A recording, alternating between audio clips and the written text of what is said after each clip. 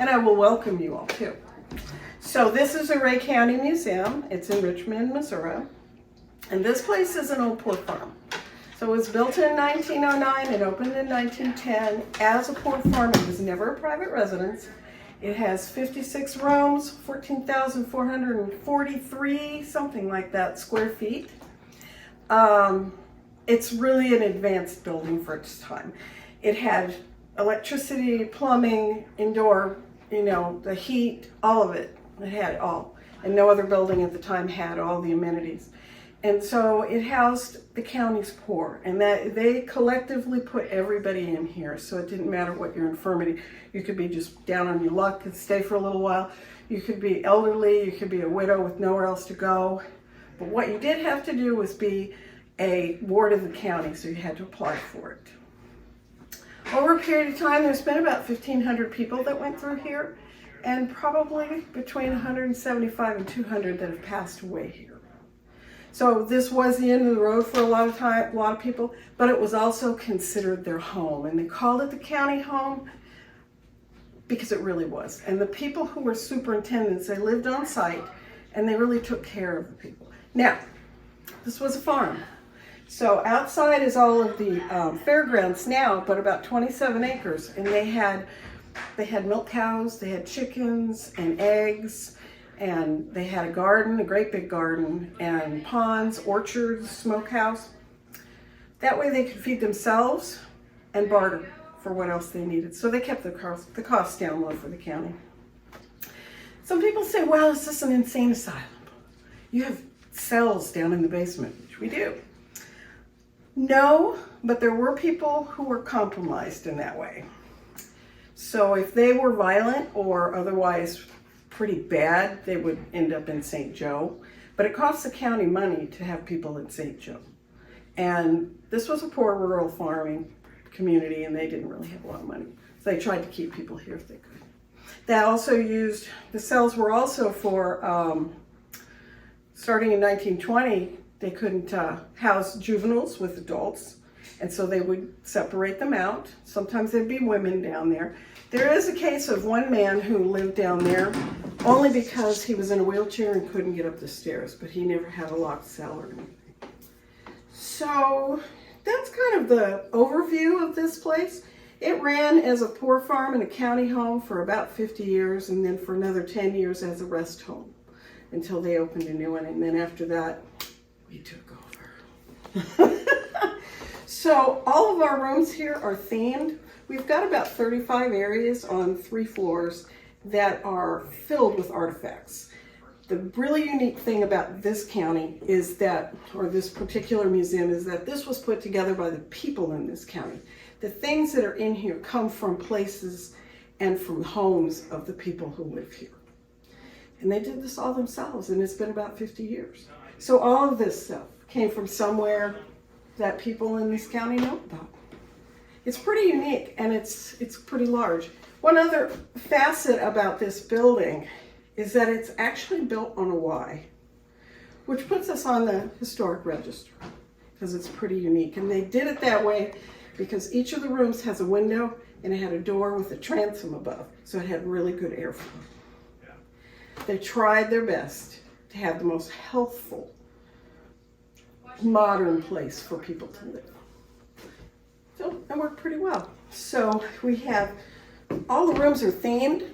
So down here we have a grandmother's kitchen. We have a genealogy library too, and storerooms. I live down there. And then this is the grandma's kitchen. So this is your basic artifacts from the time period from the late 1800s really through of about 1950 or 60. So it's really a large collection of kitchen items that were used for a long time for a lot of these people. You know, there's ice boxes and dry sinks and all this kind of thing. And it's an interesting place. I'm just going to say that. I love this room. It is friendly. There's no place here that isn't friendly. No place is a little nerve-wracking. This was a large sitting room. We have a number of things from the community. This was a piano that was in our great big giant hotel, and some artifacts from the World's Fair, and from a barbershop down in Henrietta. We have World War I and World War II. And this one is World War II. All these items here were donated by people who actually were over there. These are from the families or for the people themselves that actually served in Europe or in the South Pacific. And so these are their uniforms. These are the things they collected and brought back. Their medals, their honors. It's pretty awesome. This is actually a very awesome room. I always get a little emotional in this one. This is our quilt room. A lot of rooms, you know. This is our quilt room. It kind of speaks for itself, to be quite honest. It was such a huge thing, quilting and making coverlets for their beds and for their homes. They did it a lot of times as a community effort. We have a really large collection of what they call friendship quilts. So they would have a group of women, church or other organizations, that would quilt a block, and they'd put their name in it, and then they would make a big quilt, and then they'd raffle it off and somebody would get it. We have a lot of those. So nowadays, people can look at them and see names of their ancestors and stories behind it. It's really pretty cool. So we have all kinds of items everywhere. We also have a World War I room. I have a lot of close attachment, not to this room particularly, but into World War I had my grandfather served in World War I. So these are just artifacts of people that served. You know, the flags and the photos of some of these people, the lists. And people don't really realize how many mules and horses were over there. So this is an artillery saddle and band equipment and all kinds of interesting artifacts. You'll get lost in this place. That is not a lie. So we have things for kids to play with because they can't figure out how to do the phones. I love this. It just gets them every time. This is our Black History Room. This is put together by the ladies in the community. And it's pretty representative. You know, it's from the 1800s all the way up till now. Business owners and people who worked as servants and had newspapers of their own and whatnot. We didn't have a huge slave population or enslaved people, but a lot of people stayed for a long time, though we just don't have nearly as many people in general here. And but it's their story that they tell, and they're very proud of it. Very proud of it. And it's just more of our infamous people. He was a Kansas City gangster. We have summer house out here. Used to bring Truman down here and others. So this is our basement. So in the day, this building over time has been repurposed for a lot of different uses. There was a time when there was very little down here at all. There was a time when it was filled with cells. It depended on how many people were needing help. And they had to keep people safe from each other and themselves sometimes. And then the jail overflow. So this is our coal mine room. Something that people don't really realize about our county, and a number of the counties are joining us, is that there was we're sitting on a big bed of coal. It's bituminous coal.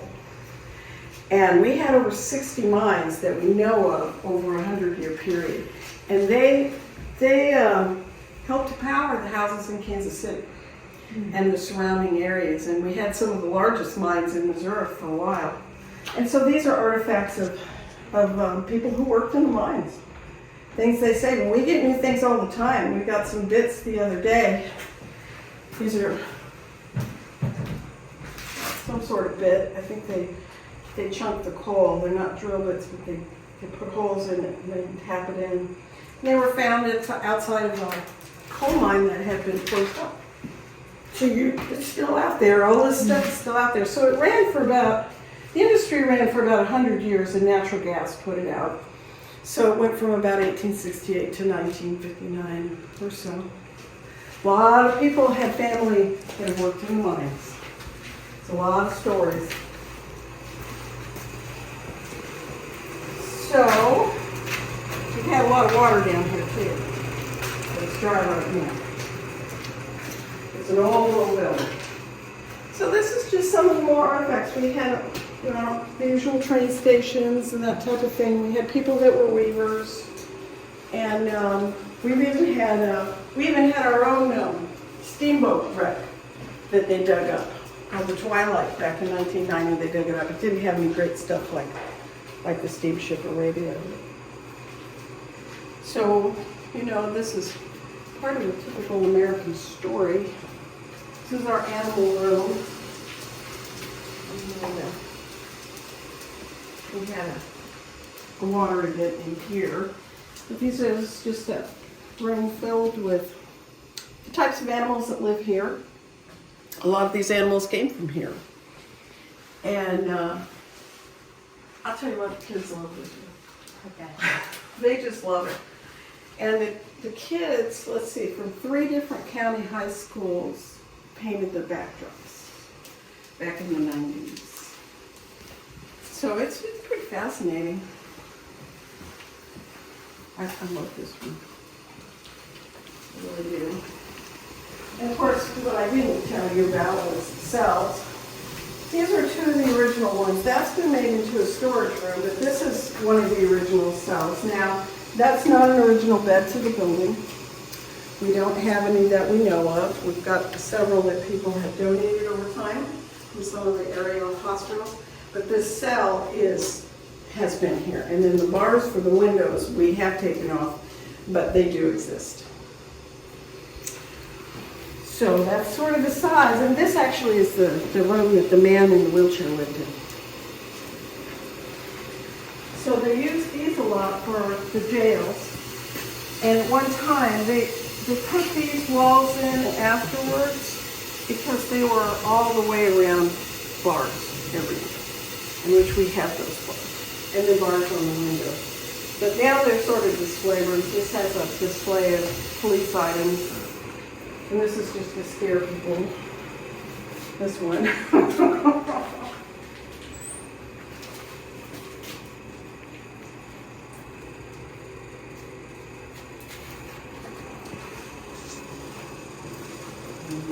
Got this thing out. We've had quite a lot of water. It's our farm implement room. We have quite a lot of farm implements. Let me just check this room real quick.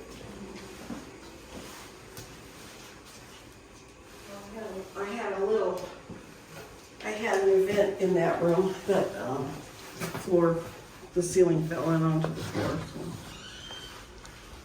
So these are just a collection of farming implements that people have donated. The wood walls itself is an old barn that was here, or a portion of it. There's just so many things.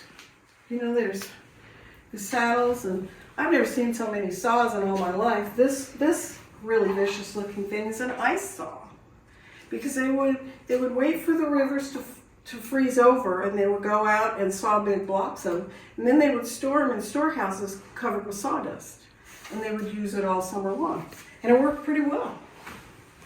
So we've got corn shuckers, and we've got edgers, and we've got planters, and all variety of farrier tools for shoeing horses and saddles. And then this lovely thing, which most people don't really know what this is. So you put this on your carriage horse, and when they stand there and move around, it keeps the flies away. Ingenious, absolutely ingenious. So another thing about Rick County is a lot of people we grew potatoes before the war and during the war. And we were one of the major potato producing areas in the United States because this was before Idaho and California. And so there were so many potatoes out of Oregon and the areas to the south of us that they actually, if we had a bad harvest, it affected all the stock exchange, the farm produce. So they did that. And plus we had POW camp during World War II for the Germans and then, the Italians and the Germans, and they helped to harvest those potatoes because all the farmers were gone to war. So they needed help. Here's our old machines. Some of them don't make me feel too young anymore. I hate to say it that way. So what we have here is this poor little room. I had a little event here where the ceiling fell, but this is our political room. So we've had a couple of governors from here, and they've been pretty influential. Governor King, he's the gentleman behind you. He was purportedly one of the people to build the first black school after the Civil War.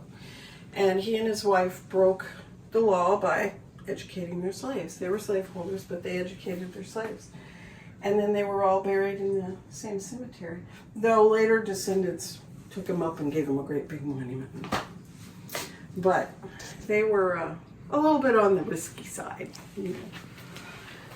So this is a room over here that I don't really let a lot of people go into. Well, the normal tour doesn't go in here because it's a storeroom. But y'all are coming in because this room is an interesting room.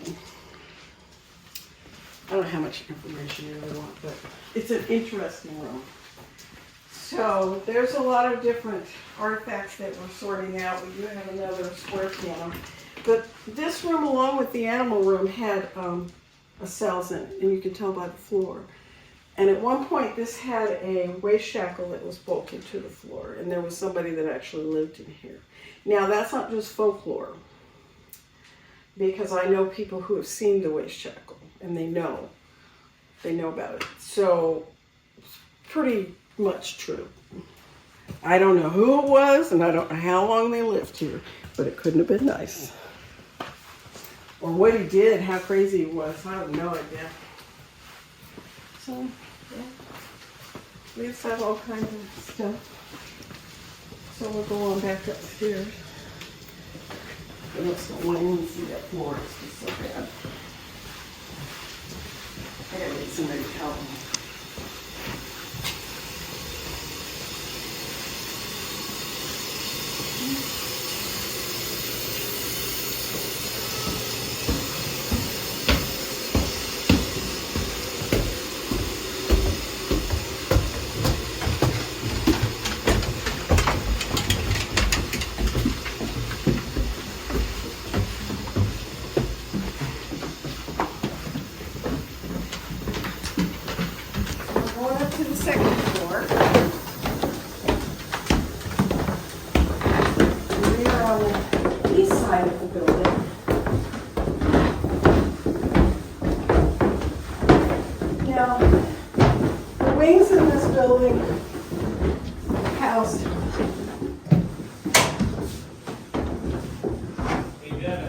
Different people. So on this side of the building, this wing downstairs in here was the men's area. And the other side of the building was the women's area. And there were giant pocket doors that are actually still there, but just embedded, that pulled out to close them at night. I think they pretty much did away with that quickly because they were very heavy. And you can see downstairs because they embedded them in they made the walls out of them. So this is a pettis parlor. It's basically, most of the furniture in here is from the middle 1800s. This wall was from a farmhouse that was one of the first, and it was milled from lumber milled on the property. It's black walnut. So when they redid the house, they donated this part to us. And then a number of the pieces of furniture came out of there. So these pieces here are all about 1860. The spinning wheels are pretty close to that same vintage. This is later 1800s. And so there's like the bric-a-brac and some of these chairs. But these chairs are 1860. And then the gas fixture, which I think is so pretty. So I love that. It's also an interesting room. They all are. So this is part of a big display that we got. We got a great big donation of a drugstore, and some of what you saw in the animal room are parts of that, because we just are still working on all of that. But we got quite a lot. So this is just a doctor's room, and it's representative of some of the doctors that came through this county. And we had quite a lot of them in 200 years.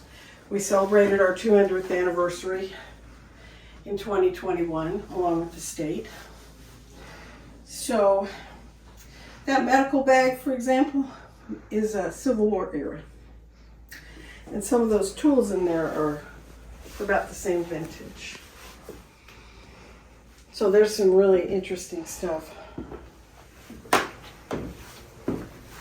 So we like to honor all of our vets. And this is to Korea and Vietnam. We had a lot of people that served.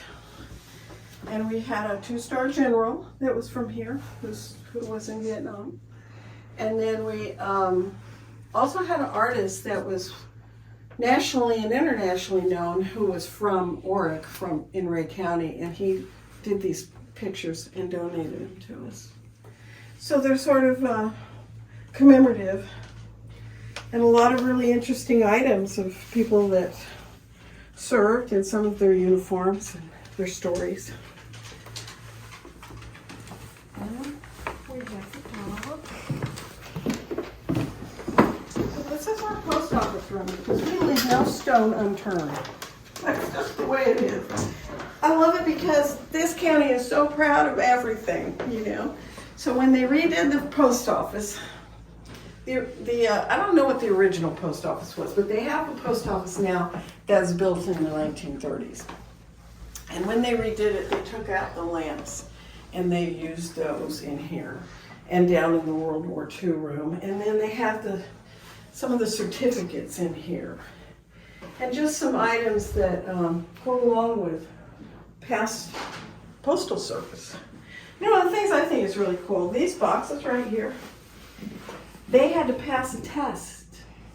They had to be able to flip business cards in at a certain speed in order to, become a post office carrier.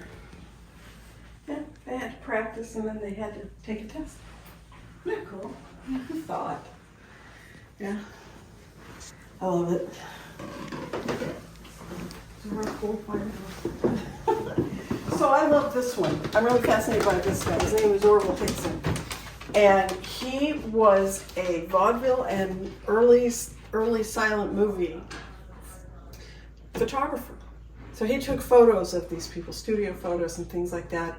And he's pretty well known all over the country. There are 2 or 3 universities that have rooms and galleries dedicated to him. KU is one of them. So Kansas, University of Kansas. And he's done some amazing photos, and he was a pioneer for a lot of techniques. Went to the Kansas City Art Institute. And some of these people, if you're someone who loves the vaudeville era, you would probably know some of them. I mean, Marie Dreschler and Buddy Rogers, and then some of these other people. So I just find him fascinating. His photos are really cool. And that was him when he was young. It's kind of cute.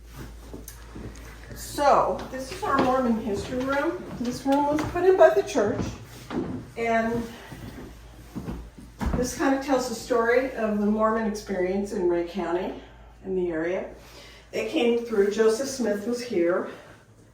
He was up in Caldwell County, which was actually part of Ray County. Ray County was one of the first counties that was cut out of Howard County when the state was formed. So out of our county, which went from the Missouri River all the way up to the Iowa line, over to the Grand River and to the Kansas line, 12 counties plus this one came out of it. So when he came through, there wasn't a Caldwell County, which is north, but they founded it with the hopes that that could be a place that they would settle. But it didn't really work out very well for a lot of reasons.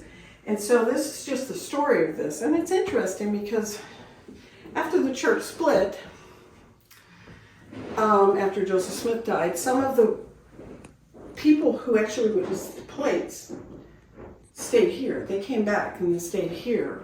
And they were part of what is called, it was RLDS, and now it's Community of Christ. And so, but they witnessed those golden tablets, and so they're buried here. So this is a place that a lot of church members come to. And then Alexander Donovan, who was a lawyer that defended Joseph Smith and was able to get him exonerated, he lived his last 18 years here, so we love him. He was not a Mormon, but he believed in everyone getting their due process. So, your typical mid-century, that would be 19th century bedroom. This is also the size of the rooms that the inmates, we called them inmates. This is the size of the room they would have been in. It would not necessarily have been nice like this. However, they were free to bring the furniture if they had their own furniture. So. And that's a rope bed with a feather deck on it. And it's sinking in because I don't have the key to tighten it up. So they can't sleep tight in there. Another farm room. This is one of the early rooms. We kind of have some things in here that are to Bob Ford and to the trades that were around here. Bob Ford, who people would know as being the slayer of Jesse James, he and his brother. They were actually from Ray County. They were not born here, but their families moved here and followed their other families. So and a number of their descendants are still around. And they're buried here. So there are some of our more infamous ones. We also have some relics of one of our most heinous crimes. And those are oars that belong to boats. And in the 1890s, 1896, there was a pretty awful murder north of town next to the original poor farm in which a mother and her 2 children were slain. And then there was an older stepdaughter who hid and was not, but she was a deaf mute. And so the dad and another one of his friends were accused of the crime. They put them in jail. The mob wasn't going to let them out. They were just wanting their blood. They moved them across the river to Lexington. And in those days, there were no bridges. So there was a ferry, but it was not running at night. So they took their boats, and there was a number of people, I don't know if they say 200 to 300 people went across the river on boats with oars. And strong-armed the jailer, drug him out, brought him back across the river, and then promptly hung them. So it was a pretty sad affair because now the little girl was an orphan and she was deaf mute. She could not say who, she saw who it was because she could never tell them who it was, even though she did go to Fulton School for the Deaf for a number of years. She ended up coming back to Ray County and living in this building. And she lived here her entire life until she died in 1940. So, sad reminder, because that's the oars of one of the boats. But every county's got them. I hate to say it. But we're relatively free of that kind of crime. Thankfully. So this is sort of a work in progress. I'm getting a new air conditioner. And we have some interesting artifacts. That's Oddfellows things that you would really never see. So this is, like I said, the women's room, or women's hallway. This is what they call the bushwhacker room, partisan rangers. These are some of the combatants that fought along the border during the Civil War. So these are basically the sons of the farm people over here, the farm owners. And they fought with the Kansans. And they were, you know, on the losing side. But they were sons of farmers, and most of those farmers were pretty wealthy, and they were like presiding judges and things like that. So it's a pretty sad story, but this is just telling some of the parts of their stories. They don't get their story told very much. This is our costume room. These are not costumes though, these are people's clothing. So it's amazing to me that they even wore these things.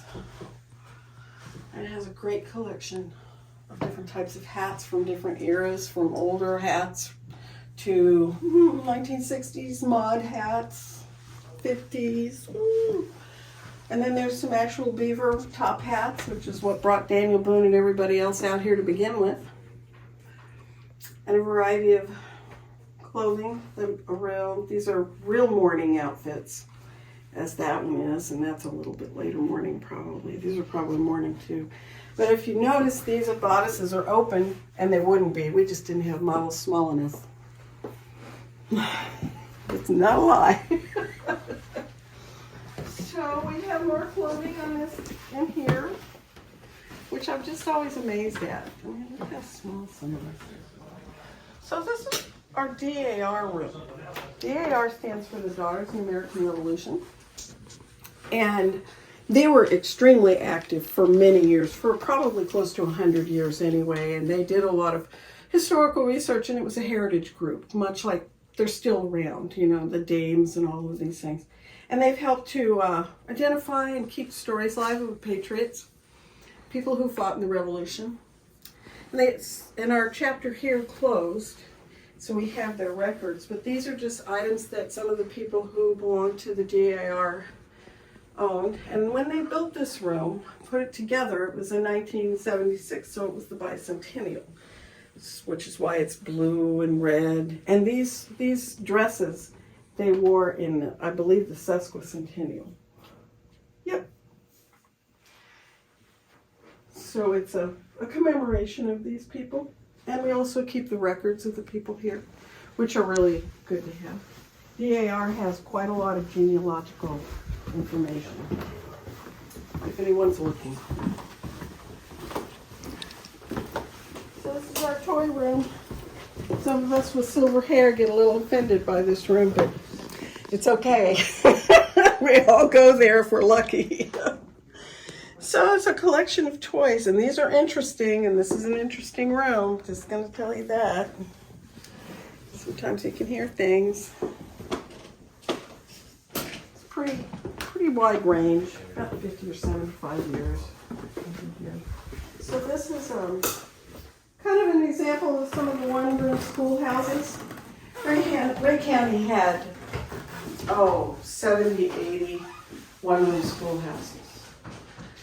And they lasted for quite a long time. I think the last ones of the elementary school, and they've been reorganized since the 1950s.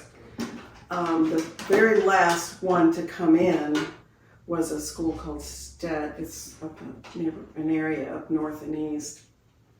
And that was in 2007. But this was typical.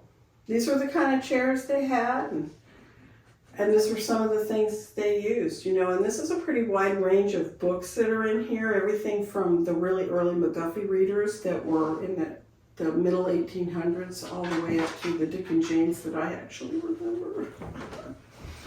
So it's interesting when you look at the maps and things like that, because they are very old. A lot of those places don't exist. This is a size room from Stat. When they closed, we got it. And then some of our FFA, which is still very active in the county. We have a very active FFA group here. And they do a lot of things, and they make national news a lot. So this is sort of our high school room for some of the area high schools. We still have 4 high schools in Ray County. And so there's a number of items from all of those schools, and some of the schools that are gone, as well as the really older ones that were gone too. So we have quite a lot of things. I'm not sure what this is, but let me just put this back. I don't know what happens here. I'll take care of that. You know, I don't know how things get moved. But we're gonna, you make your own judgments. So, anyway, we carry the yearbooks here. We've got class photos. A lot of people come up here to reminisce, and they look at things, you know, and then as well as learning. But we just have a lot of stuff. I'm just telling you, I could just go on and on. So this is a room that I don't really show a whole lot. This we call it the Iraqi War Room. This was during Desert Storm. The gentleman here in the county was a guard at one of the war colleges after the palace fell in Iraq. And so these are some of the artifacts that he collected from there. Those parade flags and their helmets and finials, all kinds of badges. It was a war college, so these are all training guns. These are not real guns. They were training guns. And then all kinds of photos and buttons. And it's an interesting room. It's a very interesting room with some really interesting energy in it. Very interesting. So it's different. You won't really see this anywhere else. You gotta watch out for that door because it'll come back on you. So we only have one more little area, and then we'll be done.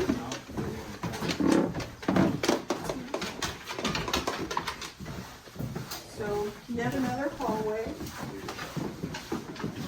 This is a storage room, but this was an original bathroom. And so there's really, it's just got a lot of stuff in here that we don't know what else to do with. And what's interesting is there's still an original sink, and then this was an original stack for the toilet. So it has some interesting stuff. I'm one of many who've been here. Come on. Oh, I point this out because at one point in time, rooms were connected. So that room has those cabinets on the wall, but those cabinets cover up a door that's right over here. So these three rooms are all connected by doors, and this is where the administrators, the superintendents would have lived with their children. So this is now Civil War room. We had a lot of Civil War activity through this county, which is why we have the bushwhacker room, because a number of those fellows came through here too. Some of them, I don't believe any were from here. But. So the Battle of Lexington took place south of us, but we had a lot of guerrilla activity, and we have one of the more infamous guerrillas is buried here, and that would be Captain William Anderson, known as Bloody Bill. And so there was just a lot here.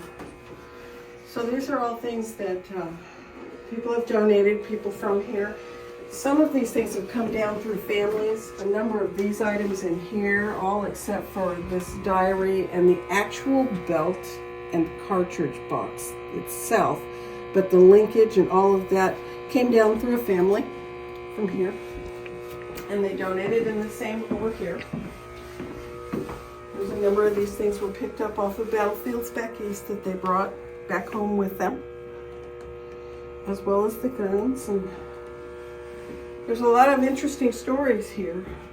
Now this tombstone, nobody need to be upset about that because it got busted, so they had another tombstone made. It never got used, you could tell it never did, and see it got broken in transit, but nobody could get rid of it, so they gave it to us, which I'm fine with. That's okay.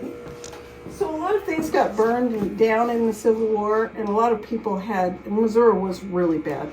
The third most battles of any state in the Union, behind Tennessee and Virginia. But it was all pretty personal.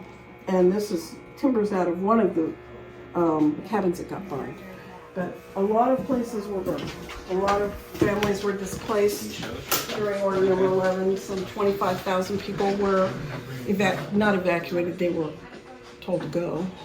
And they lost their homes, their families lost their homes, and their animals were killed and their farms were burned to eradicate those people. And so that happened during the Civil War. There was a lot of unrest and sadness, and it still pervades. That is the root of the whole border war between Kansas and Missouri. So these are just some artifacts from some of the local judges and things like that. This table actually came out of the Hudgens house, this one here. And you can't really see it. The Hudgens house was an old hotel, very large, but this is where Alexander Donovan lived his last years. And he was very, very highly esteemed in the 1800s. He was a Mexican war general who literally taught himself how to fight all these battle things on the way down to the war in Mexico. And he did really well. And to this day, he still has led the longest march of any soldiers in the United States. So, we have our last room. This is one that is a Native American room. I don't actually really open this to the public because it's not, I don't know. We have to get it certified by the tribes. And we've had these things for many years, and most of these things here are arrowheads, and the arrowheads and the axe heads and things are all found here. But we do have some pottery shards. Native Americans lived here for a very long time. I mean, there's early woodland, middle and late woodland cultures. There's the black sand culture. So these go back to 8,000, 10,000 years. We even have mastodon bone right here because history is everywhere, you know, it's all kinds of things. But we also had the Potawatomi Trail of Death came through Ray County, and it came through Richmond. And that was in the 1830s or so, and they were, felt sorry for them. They felt sad, so they were pretty benevolent because by the time the Potawatomi got here, they were in pretty sad shape. So it wasn't as many people as the Cherokee Trail of Tears, but it was every bit as hard and horrendous for the people. And there was about 700 of them, and a lot of people died, and it was just really a very sad event. And they went on their way to Kansas. So every 5 years they commemorate it, and they come through. And it's an interesting story, but we're always pretty grateful to the people of Richmond. So, just some interesting items. You know, and we try to be as respectful about all of these things as we can. You know, people that came before us. Pretty interesting. But my favorite is the mastodon bone. I love it. It's between 10 and 40,000 years old, and it was found embedded in a creek after a big flood. Yeah, I know. It's pretty amazing. But that wraps it up. This is all of Ray County's museum for the most part, but believe me, you have to look at it very closely. So we encourage you to come.